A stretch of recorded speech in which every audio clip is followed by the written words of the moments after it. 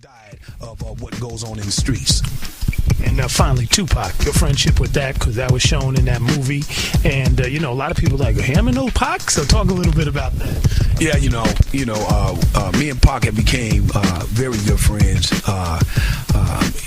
When I first came to Death Row, we sat down and we mapped out a game plan, and Tupac actually was writing the blueprint down of what me and him was going to do together. And to the extent that he wanted to go to high schools, and when he got to the high schools, he wanted a requirement, and we were going to do these concerts, right? And it was going to be me, him, and Snoop, by the way, and some of the other Death Row family, the Dog Pound and Nate Dogg. But this was Pac's idea, and what Pac wanted to do was he wanted to give concerts at certain high schools all up and down the coast and so forth and so on. But the requirement was if you don't have a C, you can't get in. And his strategy was gonna be, he said, Ham, this is how we gonna do this. I'm gonna blame it on you. You know what I'm saying? This is what Uncle Ham saying I got to do. And because we don't want to mess up, the overall concept of how we get down. And I loved him for that, because at the same time he said, now Ham, I'm gonna make these records for you, and I want you to speak even more to the streets from the other side on these records. And he really did that, man.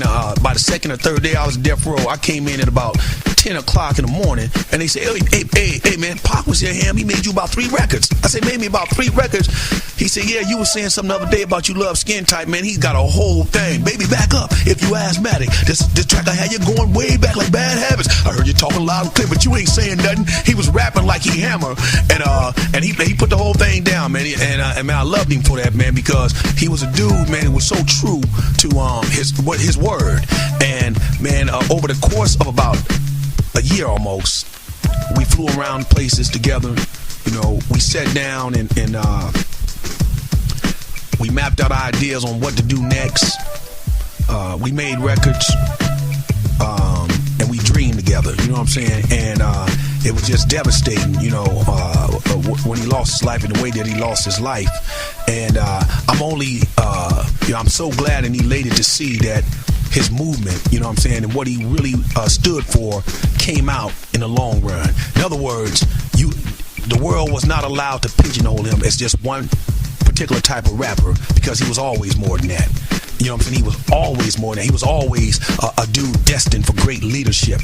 He was always a dude who loved his sisters and loved his mom and his mother, and wanted to see great things. He had activism in his blood, his mother, everybody know, But remember, that's why we loved each other so much and became such good friends, because that same Panther movement had a lot of its origins right here, in the town, and the Black Panthers headquarters right around the street from my grandmother's house. So I'm all up and down and in that, and so we had a commonality in us, and rest in peace, man. But I, even in talking about it, I have fond memories, and I cherish them, because Tupac was a special dude, and he deserves his history and where he is, and the mortar that he is in the game. He deserved that, because man, what was coming next, the world wasn't ready for.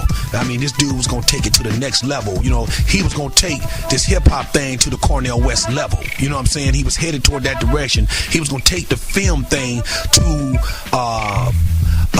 not just movies of being a movie star, but movies that would impact your soul, your thinking. He was headed towards all that. Yeah, it was a wonderful, and I'm sure a scary sight when I seen you, him, and Snoop at that press conference talking about how you was going to take all your fans and flip them into a political force. That was the last thing. That was very scary. Yeah.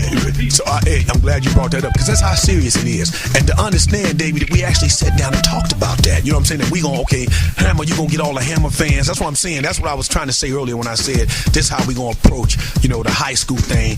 It's Hammer's movement to do it, but Pac riding with him because he's my brother. And then when he move one way, I'm riding with him because he's my brother. So we're gonna take Pac fans, Snoop fans, Hammer fans, and we're gonna make a political movement. So when we want certain people in office, we're gonna tell all our fans, this the dude that represents us, this the woman that represents us. And we were, as you know, you was at that press conference when we announced that. So man, it was scary to a lot of people.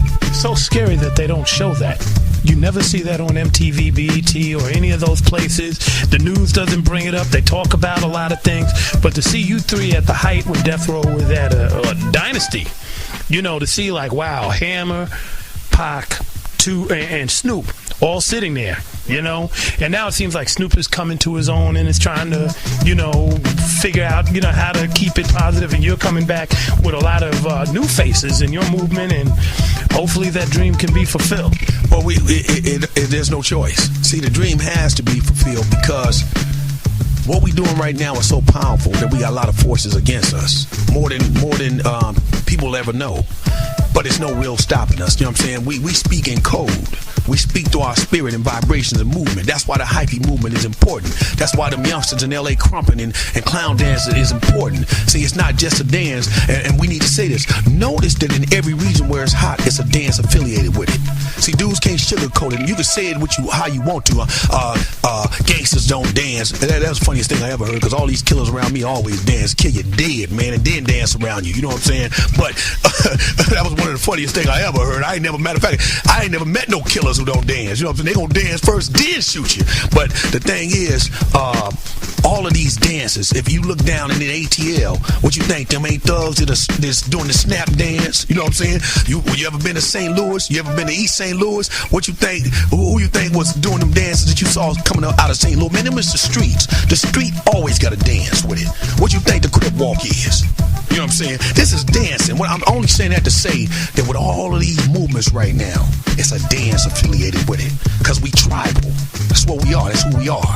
Africans. We tribal with it. We gonna dance. The thing, you look at one of the movies, see it before they get at you, if they'll go ahead and put this dance down tonight, and tomorrow they gonna tear your head off. Well, symbolically, that's the same way we moving right now. In LA, we crumping. Up in the Bay, we getting hyphy. Down south over there, they snapping. But it's coming at you, baby. We dancing. Watch out when all the dancers get together. It's a movement. They was dancing in Brazil a long time ago, and that's how they got free. Capoeira. They didn't know. But like you said, we speak in code. That's MC Hammer. We've been hanging out with him all afternoon. It's been a pleasure, and we'll be on the lookout. His newer album and project. Look 3 times, and he got it from the town. That's something to remember.